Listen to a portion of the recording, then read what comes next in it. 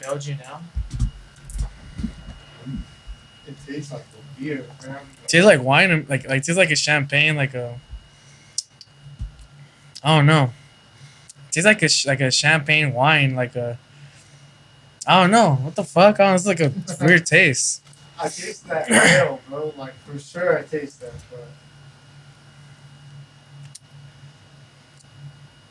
No, I don't know, bro. Like, like I'm getting like the taste of like wine, but then I'm getting like the taste of champagne. I don't know why, bro. What the fuck? Yeah, I'm just not Belgian ale. Yeah, with cherry and elderberry.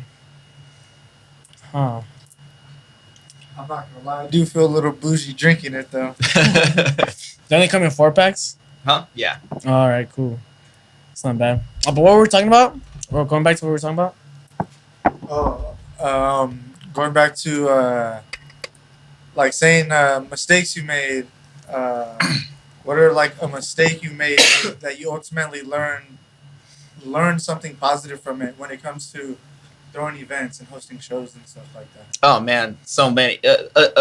Unfortunately, booking with my heart instead of my brain was definitely one. Where I booked an artist where it may have been too early to be able to do that. And if I threw that same show again, it might be a little better.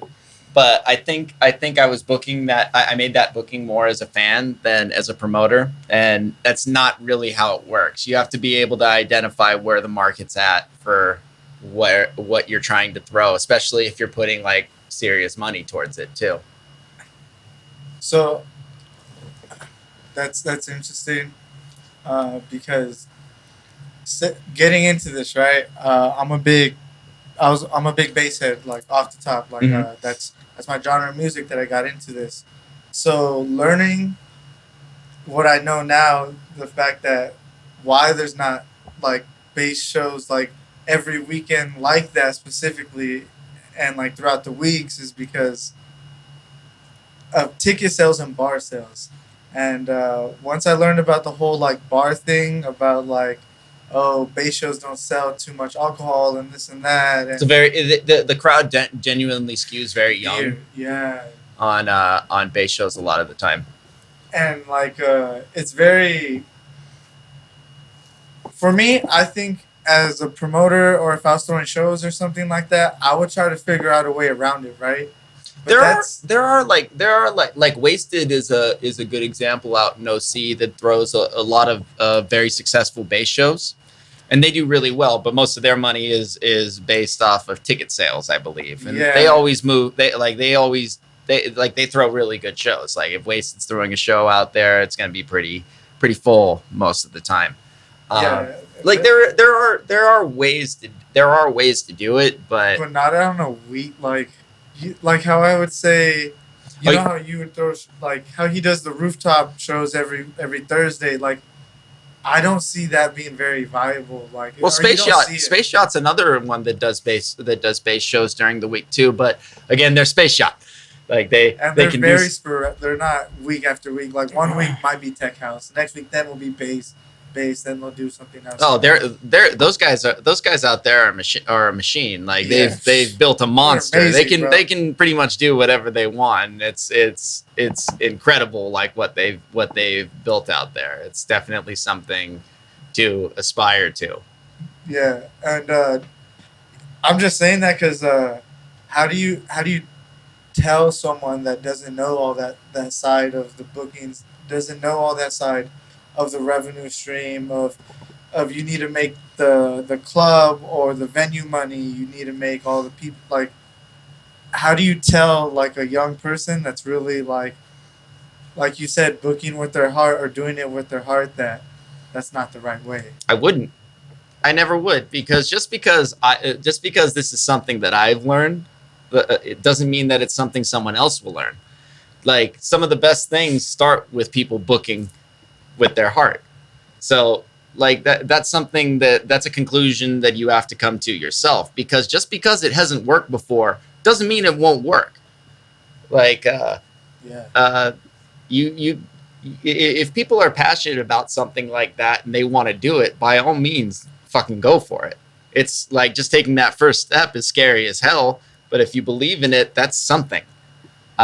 So I wouldn't tell people to not book with their heart when they're first getting started, because just because something didn't work for me doesn't mean that it won't work for somebody else. Because like our hearts would probably book different things.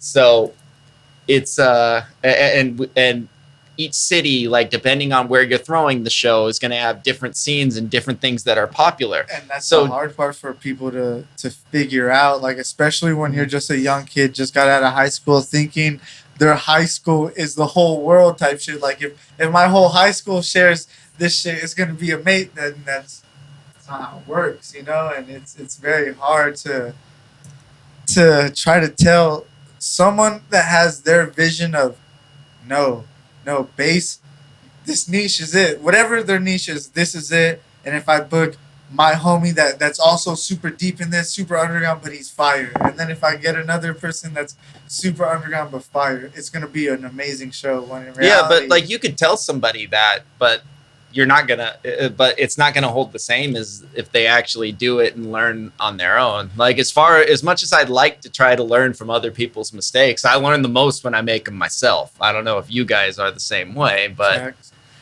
I mean, you have to fail and figure out why it failed and use that information to make it better. If your goal is to throw a good show, because everything that you get is data. And that's very valuable. Like, trust me, man, in like the early days of Space Taco, they weren't all winners. They were not all winners. Even right now, like the ultimate goal when you're throwing like weekly parties, because weeklies are really, really difficult to keep them going. Like you can start off, you can start like normally, like if you're fairly well connected, you could start one and it'll start hot. And then it's just going to have decay. And then it'll get to that point. And when it gets to that certain point, you have to figure out how to one, not let it go any lower, but two, slowly get it up to where you want it to be. So like, even if you're going to, like, we know a lot of the times when we're going to have a slower night, when there's like a big festival that happen where a lot of people are going to. Taking your market. We're always experimenting to figure out what the best thing that we can do, depending on that depending on one, like what the festival is catered towards. So we want to be able to book the opposite. Gotcha. Yeah, so we booked the opposite. So obviously, like what we did on Hard, this last one, we actually had a very successful Tuesday after Hard compared to what we normally do. I noticed there wasn't a whole lot of techno on that lineup. So I figured that would be a good week to do a techno night, because that techno crowd's not going to be at Hard for 3 days. It's crazy because I'm sure you're also playing to your area, right? A prime example of someone that played to their area and their market that they're at, Novacane. I love the kid, man. Novacane took advantage of his area where he was at. Bro, he's like it's weird to call him like a genius, because like he's just like some dude that we know, but like in reality, like that was such a genius and fun. Like that's the most overlooked. Are you talking about like the Airbnb thing? Yeah. That's an amazing. Well, I mean, fun experience. I think so. That from what he's told me, he was that happened like by pure chance. That being said, it's a lot easier to be successful when you work your ass off. And Novacane works harder than almost any DJ I've ever met. That guy is always hustling. He's always making content. He's always throwing events and doing everything that he can to be good. DJing, and like I throw a weekly event. And that shit is a lot of work. And I have a lot of people on my team. And I know he has people on his team, but I know he also spearheads a lot of that stuff too. So I cannot say enough nice things about him. He's definitely someone who's kind of just come out of nowhere but at the same time, he's really doing his best to maximize that too. And like cool you cannot not notice him. And that goes a long way. That's like for the amount of work that he puts in, like anybody could really do that. Anybody could. But the amount of work that goes into it, most people would say, hell no, I'm not fucking doing that. He said, Like, let's go. He works way harder than I do at this point too, and he's a really, really cool guy. I love that guy to death. And it doesn't seem forced with him. None of it seems forced. It just seems like that's him, bro. Like, that's what it is. And I think that's what makes a great, whether it's promoter, artist, DJ, bro. If it's just natural to them, and it's like this scene was like meant for him, you know. Like, you could just tell it with those type of people. Mm-hmm. Like, this scene was you're drawn to this scene for a reason. Like, it was only a matter of time until it all clicked together. Well, I mean, like, we all have like things that we're good at, but the great equalizer is hard work. Like, if you really want to get anywhere, the easiest way to fucking do it is to just work your ass off.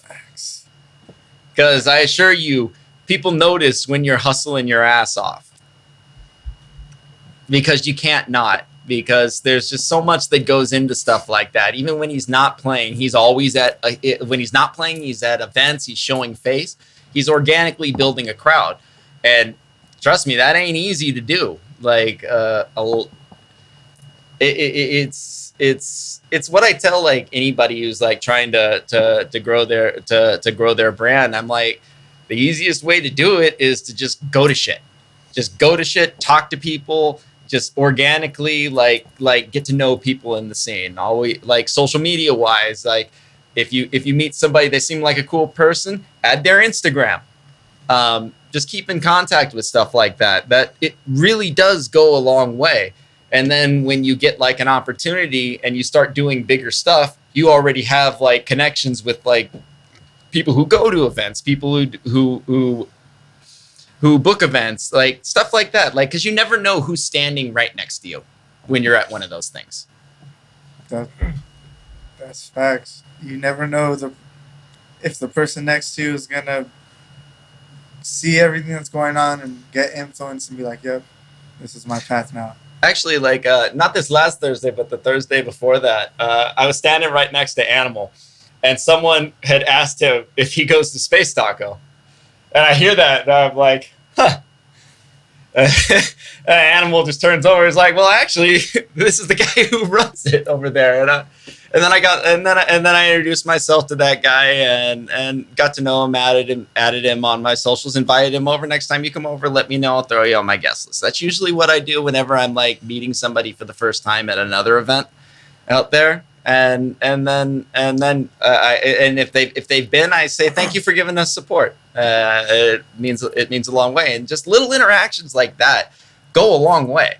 Like, that's how you really do organically build a base a lot of the time out here.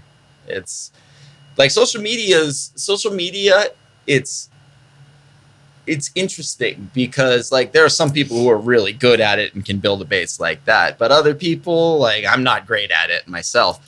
So I mostly use it as a tool of keeping in contact with people that I meet at events or other producer DJ friends and stuff like that. Just commenting, liking stuff on their posts, and then like other people who come to my events or go to just events in general. Like, it's a very useful tool to be able to do that, because like, honestly, I didn't really give a shit about any of that until after I came back from my year of travel. So as far as like being able to build like my own personal following off of that, like that's something that's a fairly new development for me. Of course, it's a lot easier for me at this point because of like the brand that I've been an integral part in building is like significantly more famous than I am at this point. But it's a great icebreaker. So I'm kind of fortunate and have been able to make pretty good strides this last year as far as being able to do that. So yeah. So I'm like, as you explain everything right now, I'm like hearing it, and then I'm also looking at Carlos, who's in the exact same boat you are, right? Throwing Show is also his own artist that also has to like, do teeter-tatter into both hats and whatnot. Mm-hmm. How do you navigate it? I mean, as you being as the successful producer and event coordinator that you are, like, how do you navigate both of them? well, I mean, I always like take whenever I'm like doing the promoting stuff. I just know when to take off the hat of like the artist side of things and be like that promoter, right? So there's certain objectives and certain goals that goes behind that. So there's certain ways to navigate it. It's always hard, especially like when you're an artist that's actually making an industry, but you're also throwing shows.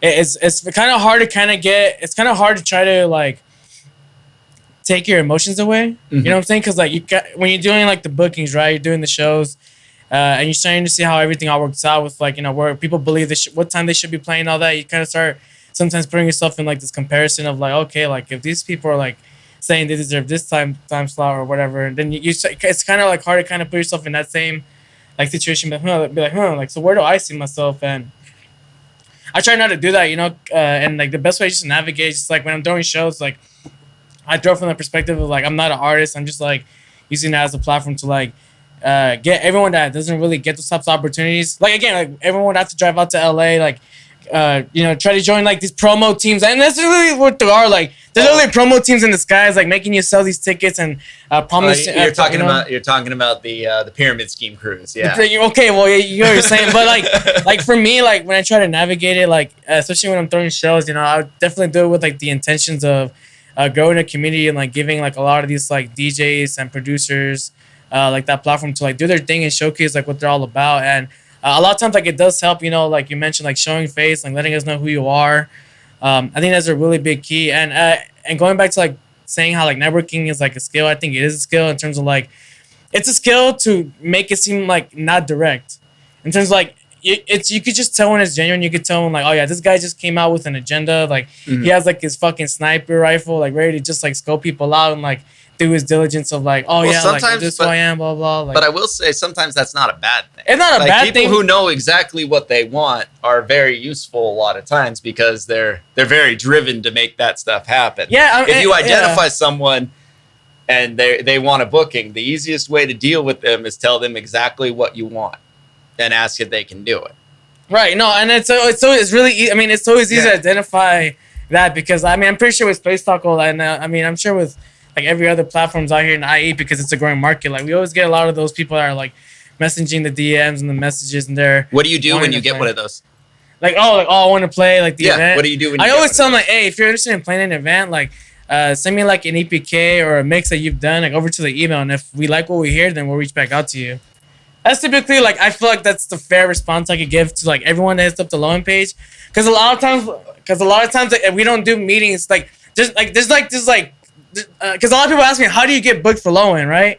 And it's like, is there a meeting I need to attend? And a lot of times it's like invitational, like how we do like our bookings. Like if we like what you've been doing, like it's invitational. A lot of these bookings. Yeah, you get a lot of these people. You take a look at like what people are doing, and you recognize names on other events flyers in like the local area. That's a good factor of it. Yeah. Yeah, that's one way. That's one way that I do it. But if it's a complete unknown that hits me up, like what I like to do before asking for a mix or anything, I ask them to come down to the night. Because we're very community driven, like we booked somebody whose first gig ever was opening over at Space Taco, but they've been like a member of the community for a minute now, like going all the time.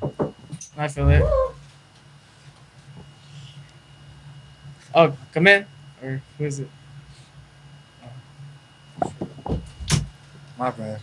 No worries. No, well, I usually do that just to filter it out because we usually get a lot. We get a lot of rappers that hit us up. Well, yeah, but that's kind of like the whole I'm trying to figure out, like, damn, like. Do you know what we do here? Yeah, right. Yeah. So it's just kind of like a lot of times, like, oh, send it. Like, what is it that you do? A lot of times, like, we've been having a lot of like comedians hit us up. Like, hey, bro, I'm down to drop a comedian set. Like, hello, and I'm like, because they see it more. I'm starting to see that a lot of people on the outside. Yeah, they treat it like an open mic, entertainment, or they see it as like not just like a music thing, but an entertainment company. Mm-hmm. A lot of these DMs I'm getting from like people are not DJs. Like I'm starting to see that some people see us as like an entertainment company. I mean, isn't it low end entertainment? Yeah, it is. But like, but no, we're like an all around entertainment company. We specialize in music entertainment. But like some people see the entertainment, they're like, all right, yeah, I bet. Like, let me see if I can get my performing brand on there, right? So yeah, that's like, probably why you're getting all that too. But like, But no, it's always good. But like, I feel like that's like the thing to like, if you know, pulling up to the shows, you know, to know like who's all coming out, like the regulars. Yeah, and like I'll gladly. and anybody who hits me up, I always guest like I always offer like guest lists because I don't want anybody to pay or anything like that because that's not what it's about. Yeah, see, I just went before I book anybody, unless they're like a touring DJ or like a very like prominent local.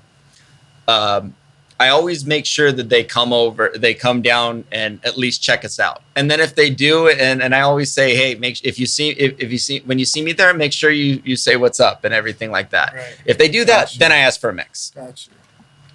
See, and then every once in a while I'll get one that's like exactly what I'm looking for. But if it's not, I say I just direct them towards like our next meeting so they get the invite to Open Deck so they can kind of figure it out that way. But the easiest way, like, I think building a community for an emerging market is it's integral.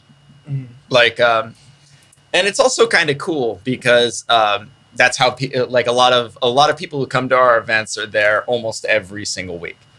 And they're all friends at this point because like when you just keep going to the same place and seeing the same people, like eventually it makes it a lot easier to like approach somebody that you've never talked to. And all of our regulars are all really great people too that like fuck with like the vibe that we wanted to curate when we first started.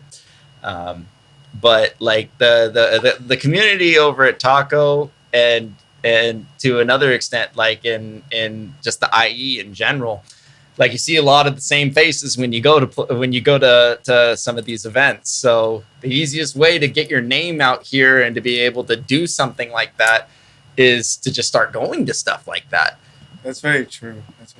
Because like the online social media aspect, like you said, if you're not the best at it, it'll only get you so far. So sometimes it's good to put a face to the name out there, and it's good. I mean, like, even if you're good at social media, there's still people who won't book you because you have a bunch of followers and interactions on social media doesn't mean that the people who are following you and interacting with you are people who go to these events. Yeah, it's definitely true. That's definitely true. And like there's some people like who can like parlay that better.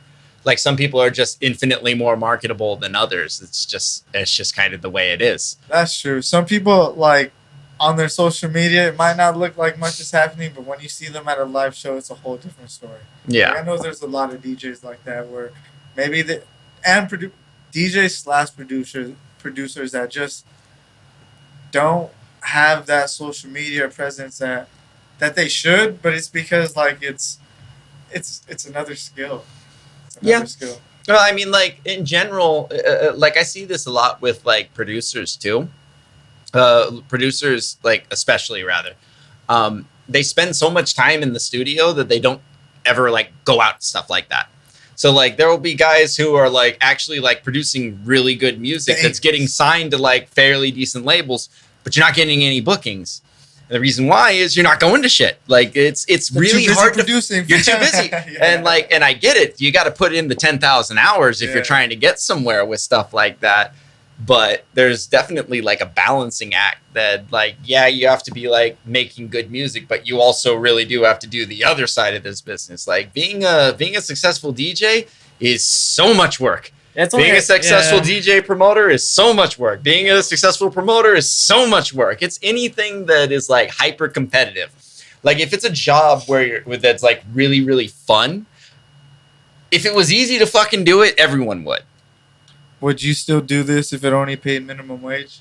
Bro, it pays less than minimum wage. So, and I still do it. Like if you were an aspiring DJ, just a DJ or an aspiring producer, if you knew the max you could get was ever minimum wage, would you still do it? Yeah, I would. A lot of people. I would. My bad. I don't mean to be like. Oh no, it's cool. It's like a big. No. Please, by all means. Hey, we're all friends here. For sure, yeah. Because like, I don't know. Sometimes like, I don't want to say people get in this for the wrong reason, because there's no such thing as a wrong reason to get into music, bro. Get into it. Like, no one should tell Well, I me do think the why. wrong reason to get into it is for money. If you're trying to make money at this, oh man, you are in for a rude awakening right away. It takes a long time to start getting paid gigs. That or this scene is up for people who already have money sometimes. Like, those are some of the people that it's kind of easier for them if you already have money. Like, Well, money, in a lot of ways, money equals time. Like, I still have like a 40-hour a week job that I do. same. And it's definitely a balancing act, being able to do this and then also do that, especially as I get older. Right now, I definitely have some days where I am not on my A game at work because I was out all night at a party. Yeah. But that's like kind of part of the deal. It's entirely possible that I could like do this, but I wouldn't live as comfortably as I do right now doing both. Yeah. And I have expensive tastes, so like, I don't like to change. I feel you on that, bro. I have Like, I like to be able to just like go out and just like I be able to go out and buy a bunch of drinks at the bar and not worry about that. Like, it's cool. Like, I don't gotta worry about that. Isn't that such a scary saying when you're at a bar? Put it on the tab. I get scared if I say that. Dude, I remember there was like one time I went to the bar and because I just had like not that much money. I remember telling this person, like, "Hey, do you guys charge for debit? Like, do you guys charge like a debit fee? Like, I need to know this real quick because like this is gonna be a deciding factor whether it goes through, or if it goes through, or if it declines. Like, is there a debit card fee? Oh, $3? I've been there, I think man. we're good. I've been there, man. Hey, but you're still out there trying to have a good time. And I bet you still had a good ass night. It went through. It went through. One drink and hey, that's all you need. Hey, you know what? You know what though? Like, we don't do this because we expect to get rich from it. Even when our the companies in our events do start turning profits, usually, like, we still don't cut ourselves. Like, we cut ourselves some money every once in a while, but it's very rare. Most of what we make just goes right back into the night. And I love that shit. That's like the essence of what all of this shit should be for. It should be maybe enough for you to just get by, but the profit you make, that should like give you the enthusiasm to put that money right back into the next project and blow it up even more. Oh yeah, it's you have to constantly be reinvesting in yourself, and it's never a bad.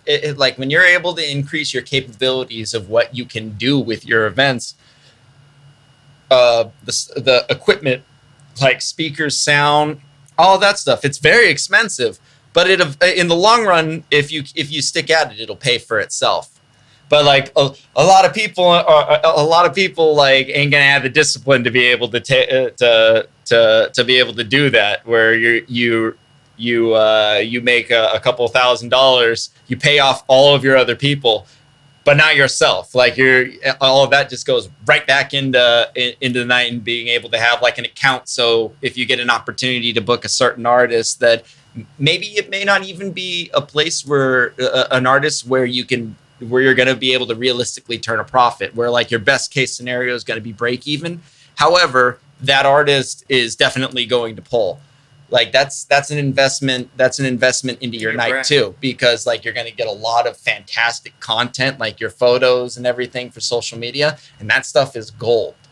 That stuff is gold. Like, every good party, like, always has pictures of when the party is good. You know, when I recognize that pictures are gold is when y'all kept. I think y'all still do it, bro. Use some of the content from the OG Nixon knife fam. Like, Got to. Like, yep. Like, it just makes so much sense. Like, even if that night, I'm not. So say we booked a big headliner, right? The pictures, videos, you got all that content. Even if that night necessarily didn't flip profit, it's flipping you profit and content. Oh yeah, like every once in a while we'll have special guests come by unannounced. Like, we had Sasha Rabati come by one time. We definitely paid him. We paid him way less than it would cost to book him outright. But it also but we definitely lost money in the night because we had him there, but we can't promote that he's coming. But like we have that content of him playing on our playing our show and just randomly coming up, and like the people who were, and like there was still a really good turnout. So like the content that we gained from that was worth what we ended up spending, because that stuff's kind of invaluable. I want to say that's what made Spacey House so more valuable, bro. They didn't give no lineups like for their first shows and stuff. They were all secret headlines, secret lineups, and then all you saw was the content the next day of all the people that showed up. Like, I could have been next to OK and Keizo fam. Like, what? And that's what that content was literally what made them the brand that they are today. So it's a lot of investing in things that you don't necessarily see profit in instantly, but in the long run, like or at least cash wise, like it's just because you may not necessarily make money on a show doesn't mean the show is a failure, or at least the brand itself like didn't like grow, like. Well, but like that's literally how you grow your brand. Like the most like for us, like our the show that really like made us a thing was the first Doc Martin show that we did. Like we were still at the Green Room at that time, which was a really, really tiny venue. And Orlando helped us out and got us Doc Martin. We opened up the lobby of the Fox Theater and set up like a stage and everything over there. And we ran it free. Like it was a free party. We did that. And then we had like in the regular room, it was like we had another crew, like just do music over there. So we ran 2 stages. That's the only time we've ever run a Tuesday that had more than one stage. But like that night, we did 500 people. Oh shit! And that was really like the tipping point where like we went from like people that like maybe you had heard of us, but like that kind of put us on the map. Ooh. And then literally the next week was the 3rd of July. And we had like Morelia, Zenlo, and I think Vanessa that day when she was still a local down here. And we had 240 people in our 120 capacity venue. That's lit. Oh my God, you could not move. So true. But like those 2 shows were literally what changed the game for us. Because that was after that we started hitting capacity like before 11 o'clock at our shows. So like that was kind of the point. All right, we need to start being able to move to like a bigger venue. But like if there was like one moment where like we really were able to level up, it was that. We didn't make money on that show. Let me tell you, we lost quite a bit, but that's okay, because even though we lost some money, because of course we did, we were paying Doc Martin, we advertised him and everything like that, and we did it for free. The only thing that we got was 15% of the bar. So that ain't gonna cover that, because Doc ain't cheap. So, but that in and of itself, 100%, like we've made that money back and then some. What's ain't cheap though for Doc Martin? I'm not gonna. Not on the pod. I'll tell you off the pod. I'll tell you off the pod. I got you.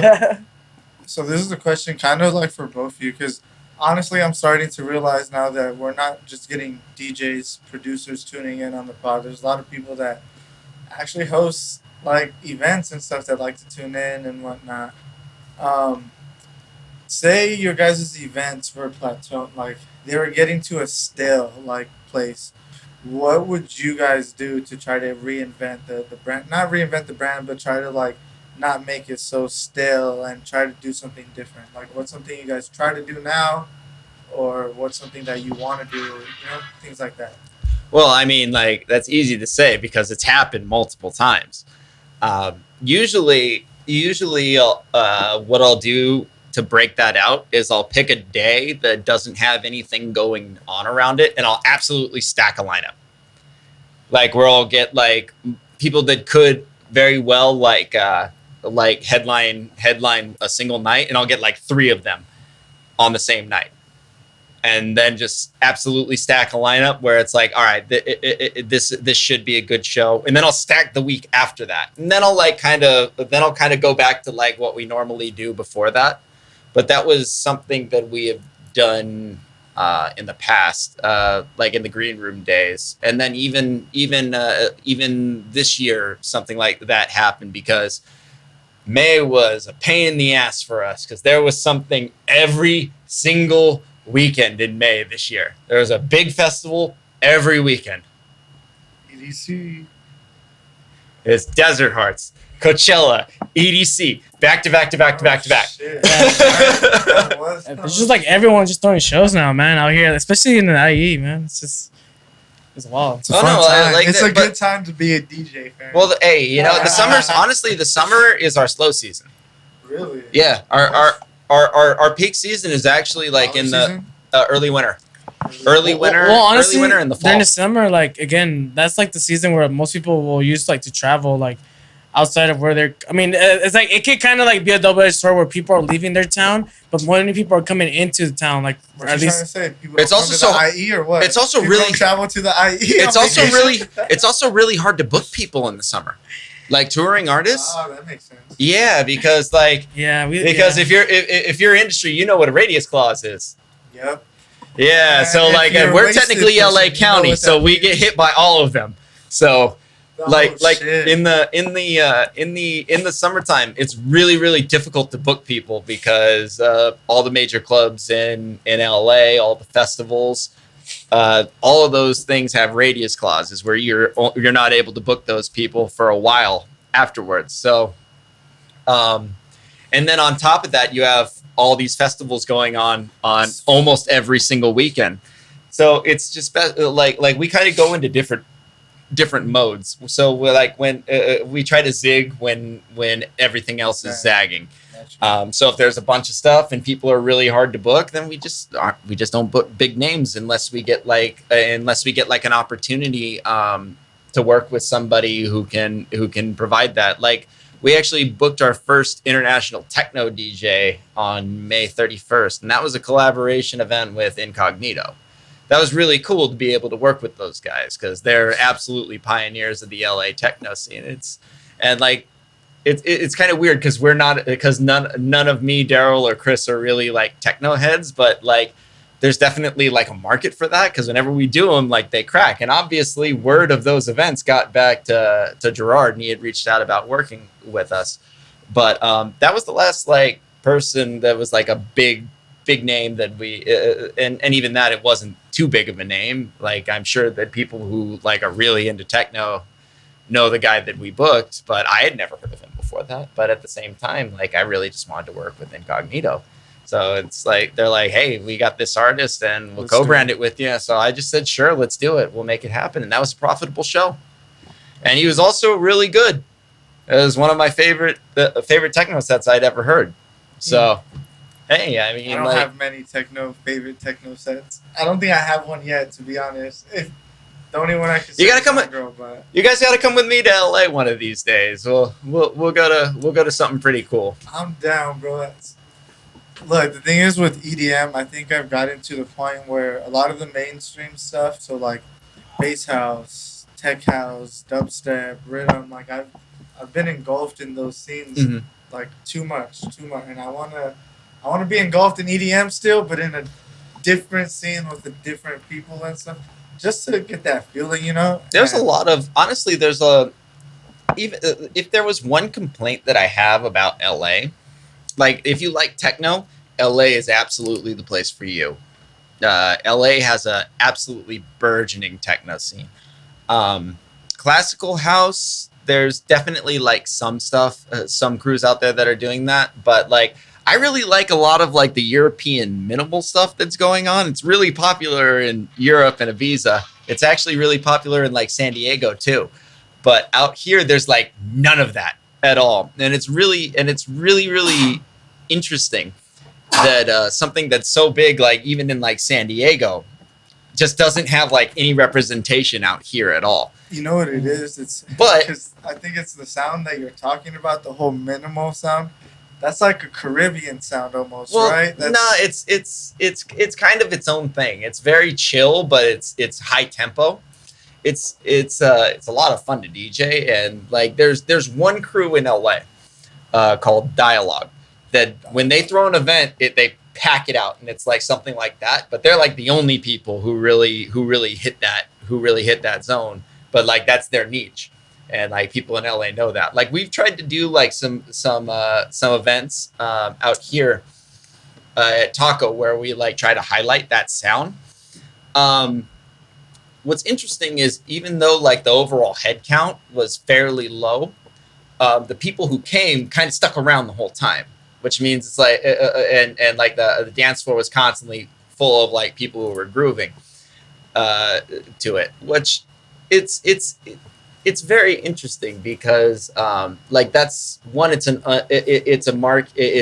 type of music that I think the market isn't quite there for it yet. But it's something that I always have my eye on because it's entirely possible that next year the market will be there. Like drum and bass? Yeah, I mean, like you always gotta, as a promoter and a talent buyer, you always have to be like trying to be ahead of the curve and identify what like the next big thing is. Because if you can do that and you get known for that when it starts popping, it's very easy to to do cool stuff with things like that. So then let me ask you, is drum and bass becoming a big thing, or are we just getting older? I just think drum and bass has always been drum and bass. It's always been around, and the people who love it absolutely love it. Respect is the longest running electronic music night in LA at this point. They've been around for fucking ever, and that's a drum and bass night. Like, I don't think drum and bass will ever be like a popular, it'll never be like a mainstream sound, but it constantly be like down here, but while other types of music fluctuate heavily. I don't know. I feel like a prediction. Yeah, go ahead. You're good. Huh? I want to make a prediction that drum and bass is gonna be hitting that mainstream very soon. It's just one thing I see a little bit. Bro, I've heard people saying that for 15 years. I know, bro. You feel me? It's too early though. I think maybe, dance music is too early. I think we're just barely just hitting like the iceberg on this shit, to be honest. Like it wouldn't surprise me if that's where like a lot of like the bro step people start going. Yeah, that's where those music start like combining themselves even more. But that's happened before. Like like I remember the drum step days. Like yeah, like that. Like those two musics have always been kind of cousins before. But drum and bass itself has never really been like a top tier, other than like Pendulum. Pendulum was always on, like in the early days, was in a class of their own as far as like a draw. Like I remember my first big event that I ever went to was EDC 06. And here? Huh? Was it? That was at the NOS. Yes, that was the last one at the NOS. And Pendulum were headlining the drum and bass room, and I'd be lying if I said they didn't have more people in that room than they did on the main stage at that time. Yeah. So okay, so you just dropped a drum and bass track.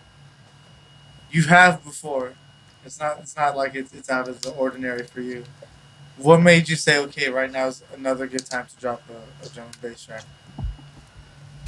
Is it because everything that's going on right now, or was it just for you? It was just a vibe, or what? It was a vibe. It was a vibe. Mm-hmm. Yeah, it's just a vibe. A lot of times when I make music, it's a vibe. Because I have been seeing, maybe this is just me, but I'm noticing there's been a lot more drum and bass that you have been exposed to over the last, let's say, few months or so, right? Yeah. A lot of times when I'm releasing a certain track out like in the market like that, like when I'm releasing a new track, especially like that, the genre, it's most likely because I'm like in that trend of like, all right, I'm digging this.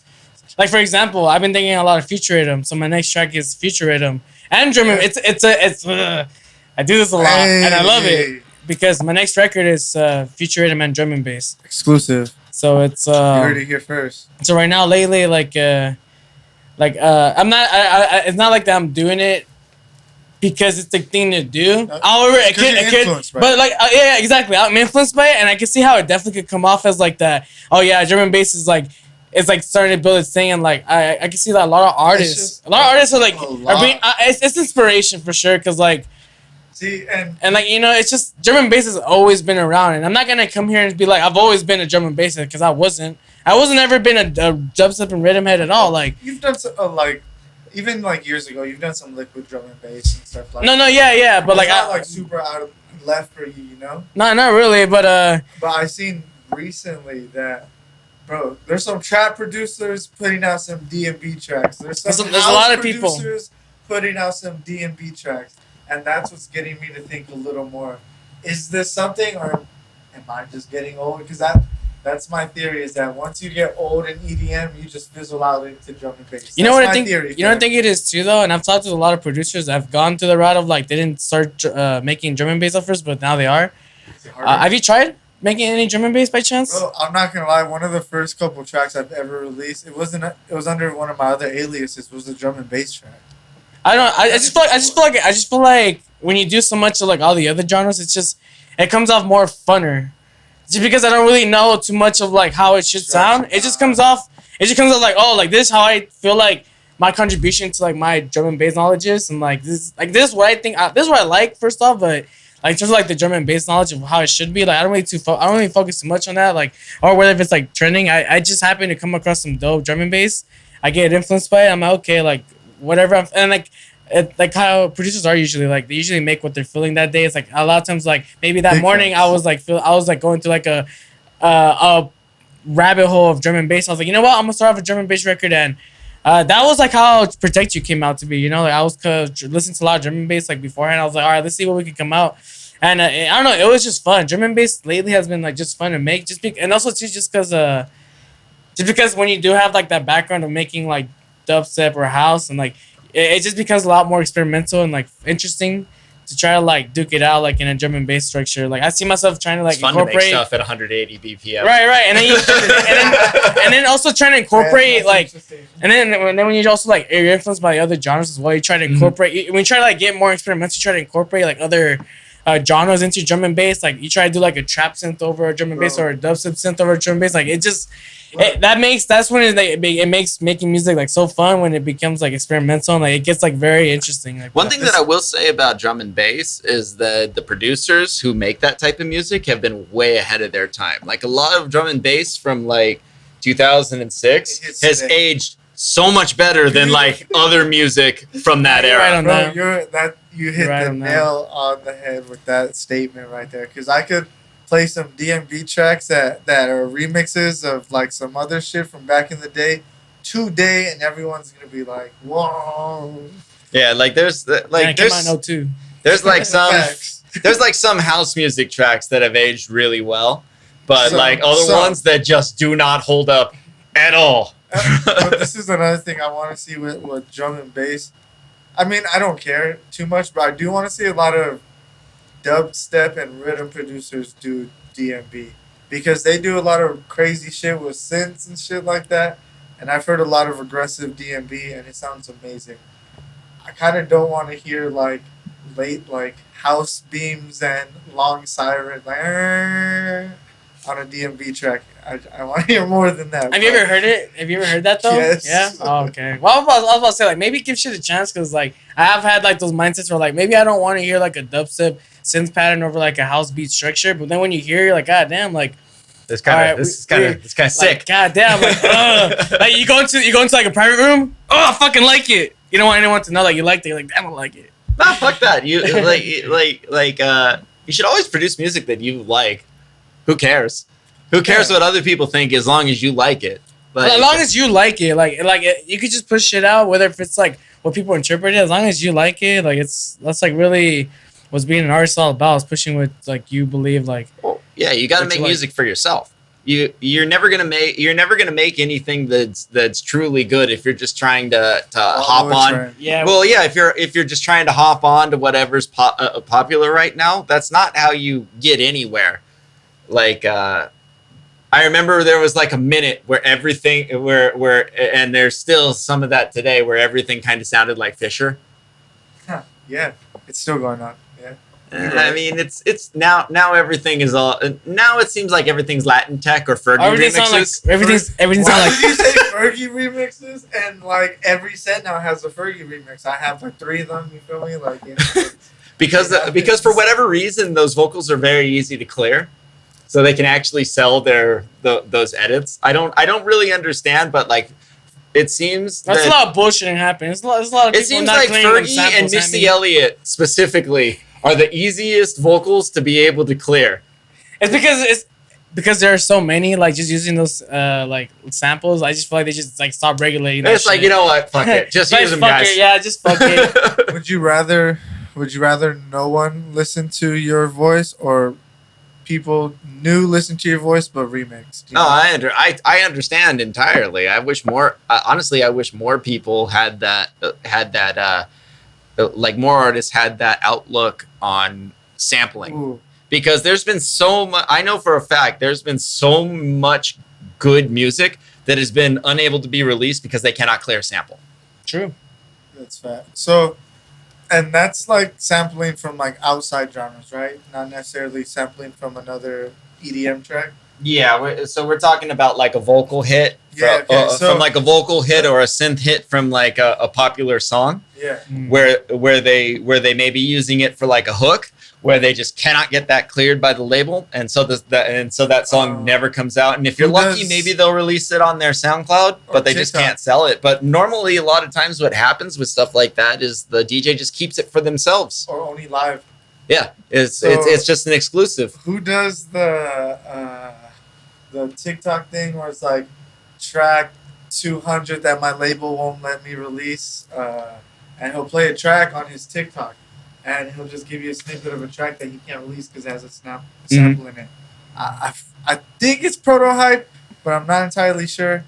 But yeah, he does that like to get around that. Oh yeah, those lawsuits are not cheap. But Yeah. like a lot of times when people do that, it makes their live sets very special, because you'll be hearing music that you can only hear right there. There's definitely like a lot of advantages to having like exclusive tracks like that. So let me ask you guys this, and it's something I've been thinking about for a while. You're seeing this right now in hip hop and R&B, where they're resampling old R&B and hip hop tracks and making them new. How would you feel if someone did that in an EDM sense? Someone said, "Okay, I'm gonna recreate levels and put it out." Bro, they already do that. Like a very like a lot of things that come out in like in house are just like reinterpretations of existing things, and yeah, that's the way it's kind of always been.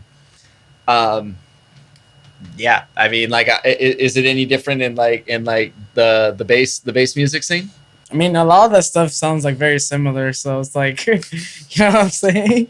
But I'm in saying, terms of, like, sampling, obviously, like so, like- say like Hey, you're the one who said that.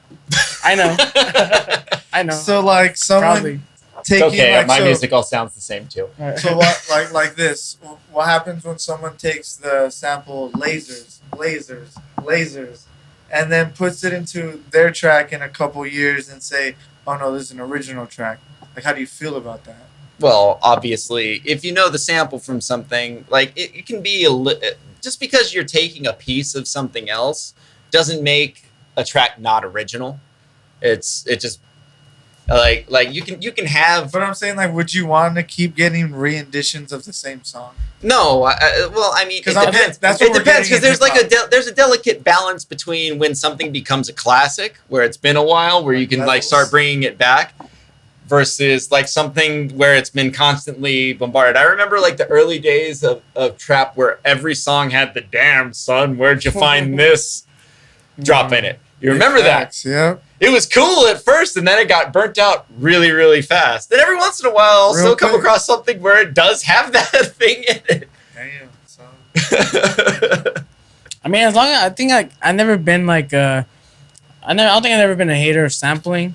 Like, I feel like if like the end result's like cool, like the music's chill, like I don't mind it. Like, Yeah, to be good honest. music is good music, regardless of what it sounds like. It's just kind of like my pet peeve, and for house this happens a lot, are people who play too many remixes. Because then it sounds like very, very commercial and just like a collection of tracks. And there are tasteful ways to do it, but normally you don't get that. A lot of times, like as far as like remixes and edits, I think a little goes a long way. It's totally fine to have like one or two in a set, but when like every track is a remix or an edit of a popular song, I think that's just too much. And it's really hard to express yourself as a DJ when that's the type of music that you're playing. You almost kind of sound like a top 40 DJ at this point who's doing like an EDM break for a little bit.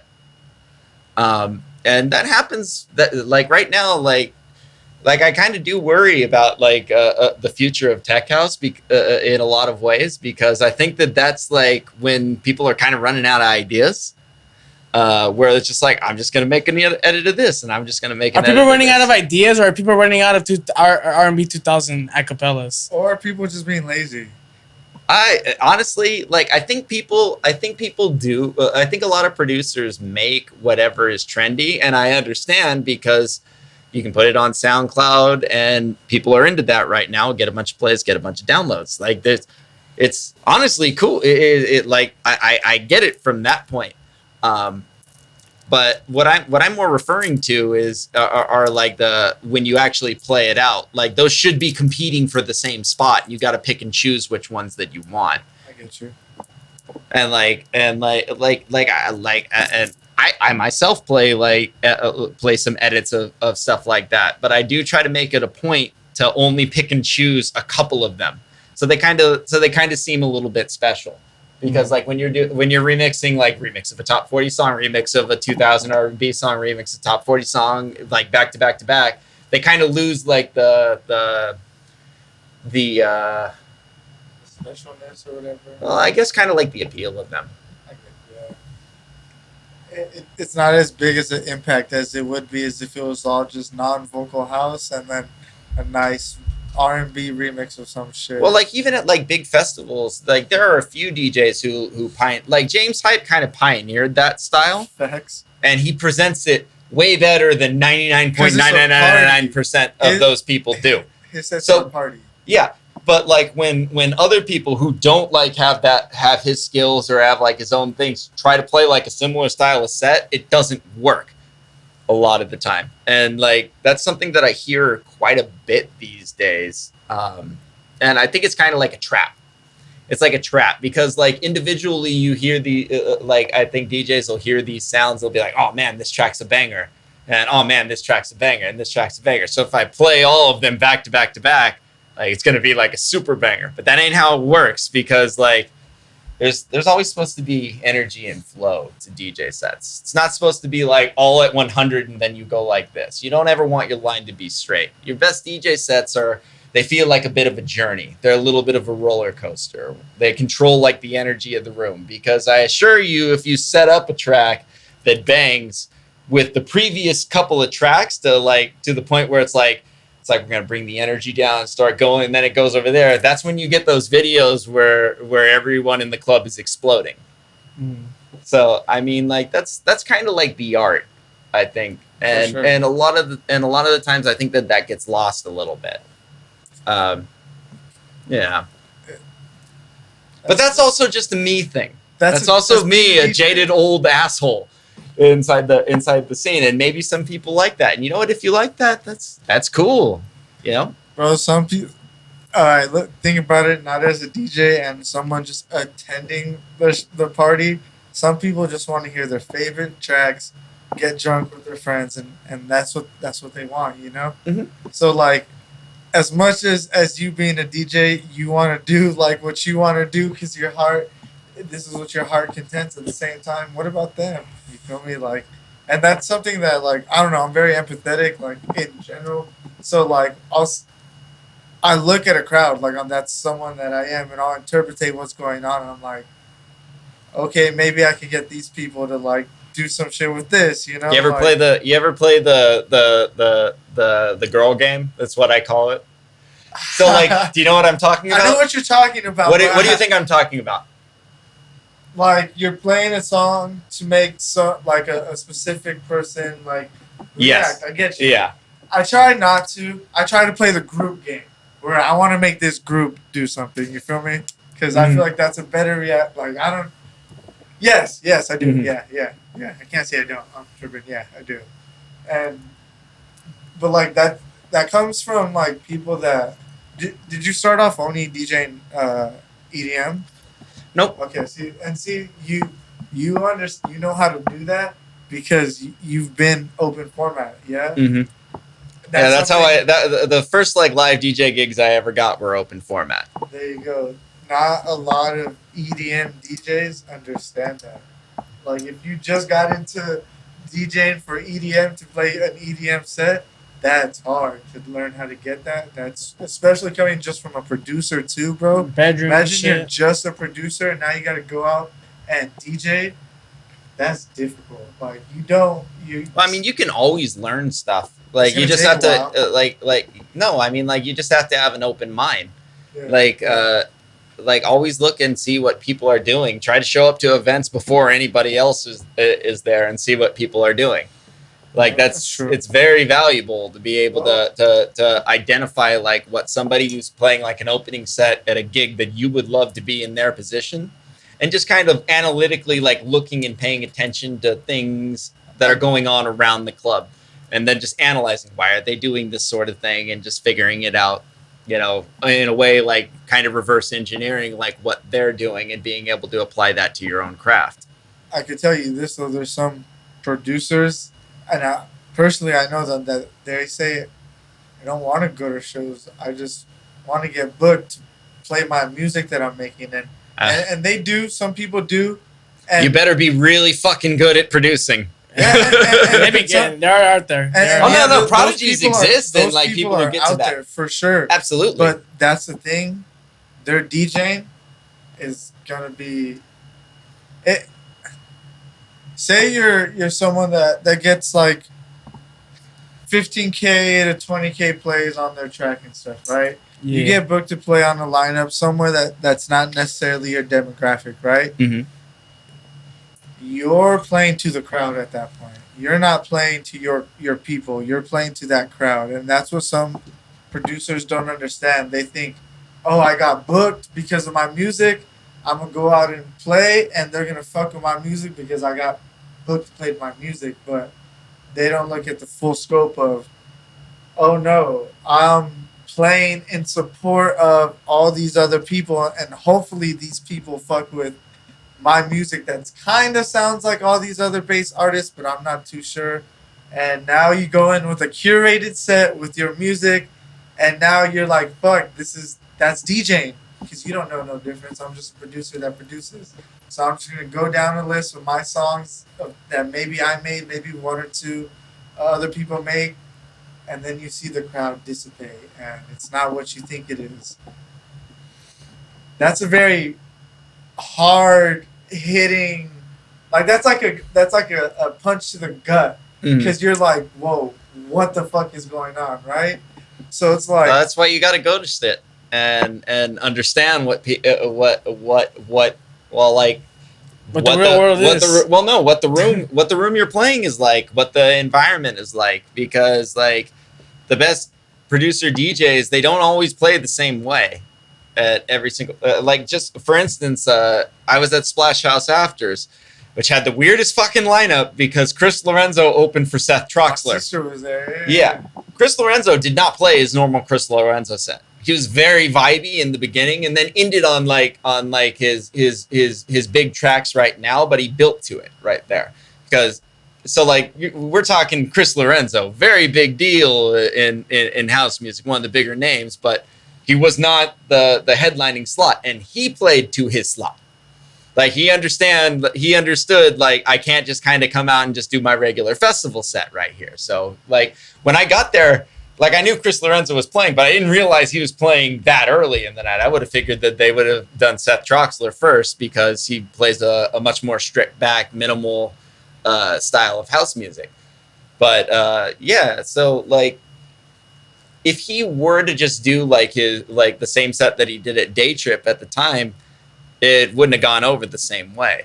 And that's kind of like something that just kind of comes with experience, going to events, playing events. You have to read your crowd and like know where you're at and what your goal is, because every good DJ does that. Like if you go with like a set like playlist, I'm gonna do this song and this song and this song and this song and this song and this song, you're really doing yourself a disservice, because people will react differently to different things, like no matter where you're at. Like if I play at Space Talk, if I play at LA, I play at Riverside, they all do not act the same the same way. Everybody kind of had, like, every area reacts to music differently. I mean, that's not what my DJ pool is telling me. Huh? That's not what my DJ pool is telling me. It's telling me that I got all the sick ass that it's ready to make the dance floor pop. Hey man, like, what if that's working for you? I got all the party starters. Hey man, if that's working for you, don't listen to me. Hey, I always say that, like, this is just my own experiences and my own. We're all biased in a way. We're all biased in a way. Just because I say something does not make it fact, and that's okay. We're all speaking on from our perspective and traveling through this industry, bro. Exactly. You can take this advice or you can leave it. Just because I say this is how I do something doesn't mean that that's how you do something. Doesn't mean that's how you do something. Doesn't mean that's how whoever's listening to this does something. And that's okay. We all kind of have our own tastes, our own ideals of how things work for us. I just like to share things that work for me. It's like, listen to you don't have to take everything we say like to a T. Look at everything we're doing, take what you think is positive and keep going, because that's all we want. Just take whatever you think is good and go. Yeah, I mean, I'm man enough to admit that I don't really know shit. Bro, no one knows shit. Like the older I get and the more I know, the less I realized I knew. So I don't assume that I know anything at this point, but maybe I do. Who knows? It's also always changing. That's why. Yeah, exactly. Speaking about changing, Tomorrowland. Have you guys seen the recap for all of it by chance? I have not. That's Disneyland for EDM. I just want to let everyone know that that's literally EDM Disneyland. If you guys want to go to EDM Disneyland, go to Tomorrowland. Always has been. And honestly, I want to go and stay there and never leave. I seen some videos and I was like, wow. What's your guys' dream festival or dream weekend to go to? Like, if you've seen like any parties, honestly, Ultra. Like, I would love to do Ultra. Why don't you like that? Miami Music Week. That's my birthday month too. Why don't you do it? That's totally within That's a good reason. question. How come I haven't done that? Yeah, I always go to EDC Las Vegas. Yeah, why haven't you guys done Miami Music Week? You know why? And it's because it's just like me being like a very like picky with music taste. Is Ultra, like, they book a lot of like more like. They're not as like underground as Insomniac is when it comes to like, they're like really relying on a lot of like acts that are like very established, which a lot of artists I do like that are established, but Insomniac does a really great job getting a lot of like trending artists, like underground artists that I like, especially like in bass music and a lot of other music in general. So it's like it just makes it easier for me to just like save money and like go to these festivals locally. And I just feel like my dream festival would be Ultra, just because like it's like in Miami. I've never been to Miami, and like it's just like. And also only that, I wanted to go because that's like one of the first music festivals I would see live stream like on YouTube, and like that's like when I was like hella big on like electro, Dirty Dutch, seeing Afrojack and 2014, 2015, best Ultra lineup I think ever happened. That's when like the whole Jaws was popping up, so like Jaws, a lot of stuff, all of the Borgor was out. That was like one of the Ultras I seen, and I was like, oh yeah, this bass shit is popping. Let's do it. And yeah, it was like literally like the place. Like if you get a gig at Ultra, I feel like that's like, damn, like this is where like the main like dance music industry sees me. Like one main stage, and then like there's like a bunch of side stages. There's a lot of stages. It's kind of like EDC, where there's a bunch of stages that are not on the lineup. Yeah, but they're not as like main stage. Yeah, there's one big stage, right? There's one big stage, but like EDC does a really great job at like decorating the shit. As to where like with Ultra, it just seems like. It's just a lot of it's like, oh, the trusting is just so nice like on this shit, like you can just tell. It's like the how I see it is at EDC. You know how they have like that one area where it's like a beach area type thing. That's what I think of all the small stages. Oh, EDC is set a benchmark from an early like environment design. They do a really great job. Yeah, Insomniac has set a benchmark for production for live event for like big events like that like nobody else in the United States can even touch. Yeah. Ultra is just. Would you? Yeah. Do you think something like a EDM Disneyland is viable? What do you mean? So, like, what do you mean by that? Like something that's like always going on like that? Yeah. No way. It's too expensive. You think so? It's way too expensive. And you don't think there's an area where there's always demand for it? No way. Because like because it's just way too expensive to throw. I have a general idea of what it cost. They do it already, right? Well, I mean, not where it's literally always open. So, right. Like, could you imagine like like trying to do 300,000 people on a Tuesday? It's not going to happen. I mean, I'd work there.